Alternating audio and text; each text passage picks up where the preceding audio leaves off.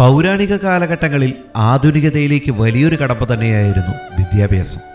സാമ്പത്തിക പ്രതിബന്ധങ്ങളെ തരണം ചെയ്ത് ഏവർക്കും സാധ്യമല്ലാതിരുന്ന ഒന്നും. എന്തെന്നാൽ വിദ്യാഭ്യാസത്തിൻ്റെ പ്രസക്തി വരും കാലഘട്ടങ്ങളിൽ പുതുതലമുറയ്ക്ക് അനിവാര്യമാണെന്ന് മനസ്സിലാക്കിയ മനുഷ്യസ്നേഹിയായിരുന്നു ഹാജി BM സെയ്ദ് മുഹമ്മദ്. ഏവർക്കും തുല്യ വിദ്യാഭ്യാസം ലഭിക്കുന്നില്ല എന്ന വിഷമം അദ്ദേഹത്തെ വല്ലാതെ അലട്ടിയിരുന്നു. NHI സ്കൂള് 1954 എന്റെ ഗ്രാൻഡ് ഫാദർ തുടങ്ങി വെച്ചതാണ്. അൽഹംദുലില്ലാ ഇപ്പൊ 70ാമത്തെ വർഷത്തിലേക്കാണ് പോകുന്നത്. അതിന് ഈ 70ാമത്തെ വർഷം ഞങ്ങൾ പ്ലാറ്റിനം ജൂബിലി ആയിട്ട് ആഘോഷിക്കുന്നു. ആ സമയത്ത് മാനേജരാകാൻ എനിക്ക് ഭാഗ്യം ശ്രദ്ധിച്ചിട്ടുണ്ട്. ആ ഭാഗ്യത്തിലൂടെയാണ് ഞാനിപ്പോൾ ഇവിടെ മാനേജറായിട്ടിരിക്കുന്നത്. സ്കൂള് നല്ല ഇതിൽ പോകുന്നു. സ്കൂളില് ഏകദേശം 21 ഡിവിഷനുകളുണ്ട്. 600 പിള്ളേരും പഠിക്കുന്നുണ്ട്. അധ്യാപകരും മാനേജ്മെന്റും പേരന്റ്സും PTA എല്ലാം നല്ല രീതിയിൽ സ്കൂളിന്റെ അഭിവൃദ്ധിക്ക് വേണ്ടി പ്രവർത്തിച്ചുകൊണ്ടിരിക്കുന്നു.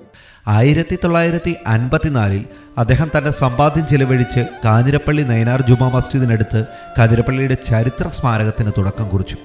നൂറുൽ ഹുദ UP school.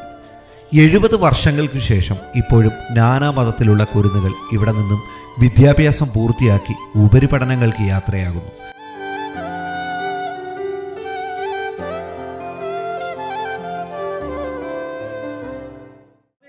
Moist in our voice.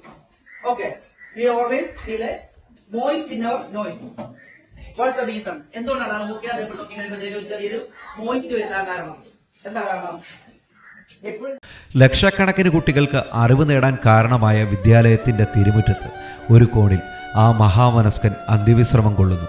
എല്ലാം കണ്ടുകൊണ്ടും കേട്ടുകൊണ്ടും ആ കുരുന്നുകളുടെ മനസ്സിലെ പ്രാർത്ഥനകൾക്കൊപ്പം ഞങ്ങളും.